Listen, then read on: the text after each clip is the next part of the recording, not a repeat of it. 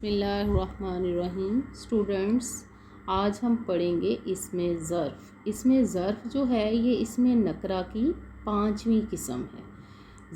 ظرف کا معنی ہوتا ہے وہ اسم جس سے کوئی جگہ یا وقت ظاہر ہو، یعنی وقت اور جگہ کو جو ظاہر کرتا ہے اسے اسم ظرف کہا جاتا ہے۔ جیسے دفتر ہے، اسکول ہے، کارخانہ ہے، صبح ہے، شام ہے، آج ہے، کل ہے۔ لیکن اس کے بعد ہم اسم ظرف کی آگے سے قسمیں بھی پڑھیں گے، کیونکہ اسم ظرف کی 2 اقسام ہیں۔ کون کون سی؟ ظرف مکان اور ظرف زمان۔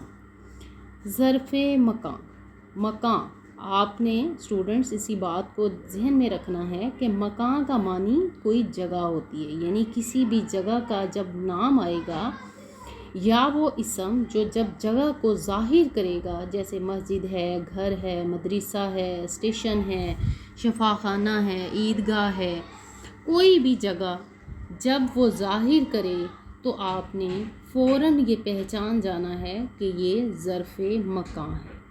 ظرف زمانہ، دیکھیں زمان سے ہی زمانہ نکلا ہے۔ وہ اسم نکرہ جو کسی وقت کو ظاہر کرے، یعنی جہاں پہ وقت آئے گا وہاں پہ ظرف زمان ہوگا۔